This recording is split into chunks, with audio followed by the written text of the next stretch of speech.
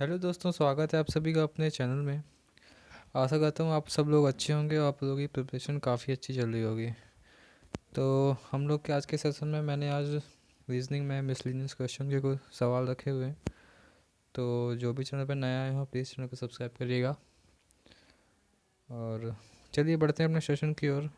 Miscellaneous question जैसे series हो गई और कुछ भी और क्वेश्चन है जैसे ऑर्डर रैंकिंग हो गया, तो उस टाइप के मैंने सवाल कुछ रखे हुए हैं। चलिए सॉल्व करने की कोशिश करते हैं, आप लोग भी कोशिश करिए कि कैसे सवाल को करना है, ठीक है।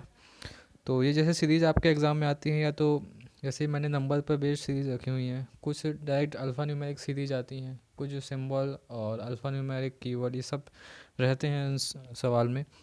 तो जैसे सीरीज़ है पाँच पाँच नंबर की आप लोग को देखने को मिलेगी। किसी शिफ्ट में नंबर पर बेस्ड सीरीज आ जाएगी, तो किसी शिफ्ट में आपके अल्फ़ा न्यूमेरिक और सिंबल से रिलेटेड एक सीरीज रहती है। तो आज मैंने नंबर वाली सीरीज रखी हुई है।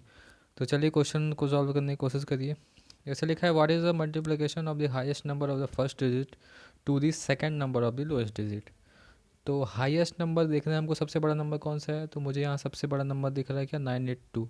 तो इसका मुझे क्या कौन सा देखना है, फर्स्ट डिजिट देखनी। तो फर्स्ट डिजिट क्या है, 9 है। और मुझे मल्टीप्लिकेशन करना है किससे, second number of the lowest digit. Lowest digit क्या है, लोएस्ट डिजिट नहीं, ये थोड़ा सा मिसप्रिंट हो गया। लोएस्ट नंबर का सेकंड डिजिट देखनी है, ठीक है ना दोस्तों।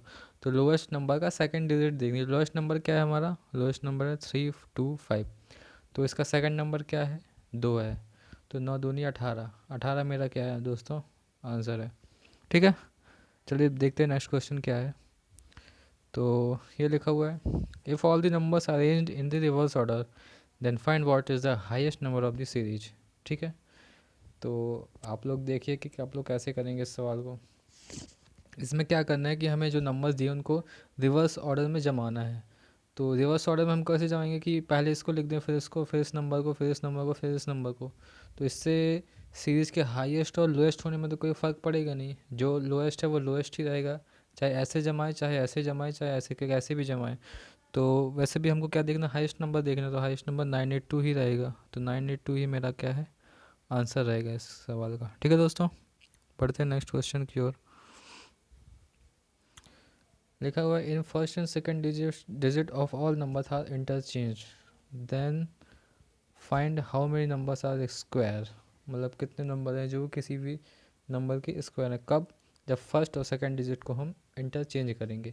तो फर्स्ट और डिजिट को मतलब जैसे इसमें मैं चेंज करूँगा तो 5 4 2 हो जाएगा। इसको करूँगा तो 2 3 5 हो जाएगा। इसको करूँगा तो क्या हो जाएगा, 2 5 6 हो जाएगा, ठीक है। इसको करूँगा तो ये कितना हो जाएगा, 8 9 2 हो जाएगा। इसको करूँगा तो कितना हो जाएगा, 2 9 7 हो जाएगा। तो उसमें मुझे देखना है कि कौन सा नंबर है जो स्क्वायर है। तो स्क्वायर कौन सा, ये नहीं है, ये नहीं है, ये नहीं है, ये नहीं है। सिर्फ 256 ही स्क्वायर है। किसका स्क्वायर होता है, 256 16 का होता है। तो यही मेरा क्या है, आंसर है, ठीक है दोस्तों। बढ़ते हैं नेक्स्ट क्वेश्चन की ओर। लिखा है, if all the numbers are arranged in ascending order left to right then find second number of the right hand. Right hand से हमें सेकंड नंबर देखना है।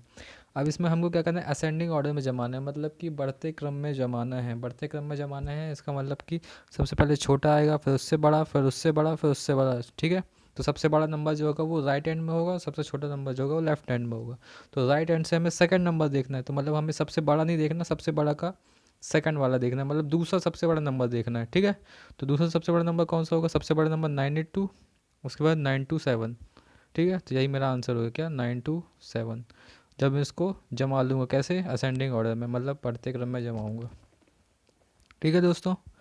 तो अपन को ऐसे ही करना, सबसे बड़ा नंबर पहले, सेकंड बड़ा नंबर दूसरा। तो यही मेरा आंसर रहेगा राइट हैंड से सेकंड नंबर, ठीक है। बढ़ते हैं नेक्स्ट की ओर। देखा है, what is the difference between the first number of the left hand and second number of the right hand. तो इसमें डिफरेंस निकालना है, किसका किसका, first number of left hand, left hand से फर्स्ट नंबर क्या है, ये। तो 4 5 2। तो बोला क्या, second number of the right hand, right hand मतलब यहाँ से सेकंड नंबर मतलब 982। इन दोनों का क्या देखना है, डिफरेंस देखना है। तो डिफरेंस में घटा दूंगा, 2 में से 2 गया 2, 8 में से 5 गया 3, 9 में से 4 गया 5, तो 530 मेरा आंसर हो जाएगा, ठीक है दोस्तों। बढ़ते हैं नेक्स्ट सवाल की ओर। लिखा है, in first and third digit of the number are interchange first और थर्ड को मुझे इंटरचेंज करना है, मतलब पहले डिजिट और लास्ट का डिजिट मैं बदल दूंगा। Then find how many numbers are divisible to the three, जो 3 से विभाज्य हैं, ऐसी कितने संख्याएं हैं जो 3 से विभाज्य होंगी। तो आप लोग देख सकते हैं कि जब इनमें मैं इंटरचेंज करूँगा तो सबसे पहले मुझे मालूम होना चाहिए कि 3 से डिविजिबल का रूल क्या है। यदि उन संख्याओं का योग, जैसे मैं लिखा है 4 5 2, 5 और 2 कितना होता है 7, 7 और 4 कितना होता है 11, मतलब इन संख्याओं का जो योग है वो 3 से डिवाइड है, तो इसका मतलब ये है कि वो पूरी संख्या 3 से डिवाइड होगी। तो 5 4 9 9 10 11, 11 डिवाइड बाई 3 करेंगे तो ये 3 से डिविजिबल नहीं है, इसका मतलब पहली संख्या 3 से डिवाइड नहीं होगी। अब मैं इसको इंटरचेंज करूँ तो मुझे इंटरचेंज करने का कोई लॉजिक समझ में नहीं आता। तो मैं इसको 4 5 2 लिखूँ या 2 5 4 लिखूँ या 5 4 2 लिखूँ, इसके एडिशन में तो कोई फ़र्क पड़ने नहीं वाला, वो 11 है तो 11 ही रहेगा, इसलिए मुझे यहाँ इंटरचेंज करने की कोई ज़रूरत नहीं है। मैं सिर्फ इनका योग करूँगा और सिर्फ 3 से डिवाइड करके चेक कर लूँगा।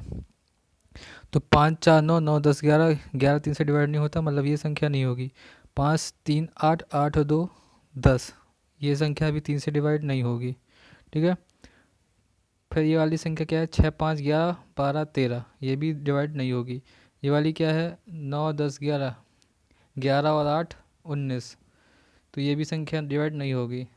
9 2 11, 11 और 7 18, मतलब ये डिवाइड हो जाएगी। 7 2 9 9 9 18, 18 जो है वो 3 से डिविजिबल है, इसका मतलब सिर्फ यही संख्या है जो 3 से डिवाइड हो जाएगी। ठीक है दोस्तों, बढ़ते हैं नेक्स्ट क्वेश्चन की ओर। अब एक क्वेश्चन ये भी आपके एग्जाम में देखने को मिलेगा कि how many such pairs of the letter are there in the word perfect, each of which has been letters between them as they have English alphabetical series in both direction। इसका मतलब है कि मुझे यहाँ से भी और यहाँ से भी दोनों साइड से डायरेक्शन से मुझे चेक करना है कि जैसे कि इंग्लिश अल्फ़ाबेटिकल में पेयर्स होते हैं कि जैसे ए के बाद सी आता है, मतलब ए बी सी जैसे आता है अल्फ़ाबेट में, कि वैसे ही ऐसे कितने पेयर हैं जो मुझे इस वर्ड में मिलेंगे। तो परफेक्ट सब इन सवाल को सॉल्व करने की आसान ट्रिक होती है कि इनकी सबसे पहले अपन प्लेस वैल्यू लिख लेते हैं। तो मैं लिख लेता हूँ, जैसे पी होता है 16, ई होता है 5, आर होता है 18, एफ होता है 6, ई होता है 5, सी होता है 3 और टी होता है 20। अब मैं देखूँ कि कौन सी संख्या किसके बाद आ रही है, जैसे 16 17 18, तो मुझे एक पेयर ये मिल गया। फिर 18 19 20 21 22 नहीं मिलेगा। 5 के बाद 6 7 8 9 10 नहीं मिल रहा। 18 19 20 21 नहीं मिल रहा। 6 के बाद 5, 6 के बाद 7 8 9 नहीं मिल रहा है। 3 के बाद 5 के बाद 6 7 नहीं मिल रहा। 3 के बाद 4, ये यहाँ से नहीं मिल रहा। अब मैं इस ऑर्डर पे जाऊँगा तो 20 के बाद 21 22 23 24 पे नहीं मिलेगा। 3 के बाद 4 5 6 7 8 नहीं मिल रहा। 5 के बाद मुझे क्या मिल जाएगा 6 मिल जाएगा, मतलब 2 पेयर मिल चुके हैं। 5 6 7 8 9, फिर 18 19 20 और 5 और 6, मतलब नहीं मिल रहा। सिर्फ मुझे दो ही पेयर ऐसे मिल रहे हैं जो इंग्लिश अल्फ़ाबेटिकल ऑर्डर में उसी सेम प्लेस, मतलब उसके बाद हैं अरेंज हैं। जैसे मतलब 16 17 18, जैसे पी है, पी के बाद क्या आता है क्यू, क्यू के बाद क्या आता है आर, तो वैसे ही पी क्यू आर एक पेयर हमें मिल चुका है। और ई के बाद क्या मिल गया एफ, दोनों डायरेक्शन से। तो सिर्फ इसका आंसर हो जाएगा 2 ऐसे पेयर हमें मिल रहे हैं। ठीक है दोस्तों, बढ़ते हैं नेक्स्ट क्वेश्चन की ओर। ये एक ऑर्डर एंड रैंकिंग है। Order and ranking, there are 6 rope E F G H I and J, 6 रस्सियाँ हैं। तो उनकी लेंथ दी हुई है कि कौन किससे बड़ा है और कौन किससे छोटा है। ठीक है, ये आपके एग्ज़ाम में आता है कि कौन सी बड़ी कौन सी छोटी है। पूछा जाएगा कि दूसरी सबसे बड़ी कौन है, तीसरी सबसे बड़ी कौन सी है। तो उसको सॉल्व करने की कोशिश करिए, फिर मैं आपको सॉल्व कराता हूँ कैसे सॉल्व करना है इसको। ठीक है, तो चलिए मेरे साथ सॉल्व करिए। तो 6 रूप्स हैं, तो मैं इसको लिख लेता हूँ कि 1 2 3 4 5, ये 6 रस्सियाँ हैं। ठीक है, तो मैंने इसको ऐसे लिख लिया कि 6 रस्सियाँ हैं।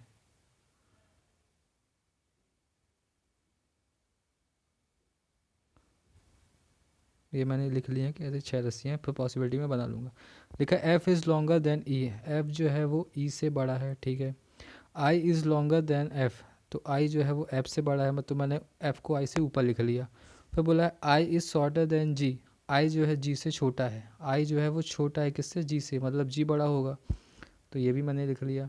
तो बोला है जे इज़ लॉन्गर देन एफ़, तो जे जो है वो एफ़ से क्या है, बड़ा है। सॉरी, जी नहीं, जे जो है वो एफ़ से बड़ा है। ऊपर साइड मैंने लिख लिया, इसका मतलब बड़ा है। E is not the shortest रोप, तो ई सबसे छोटा नहीं है।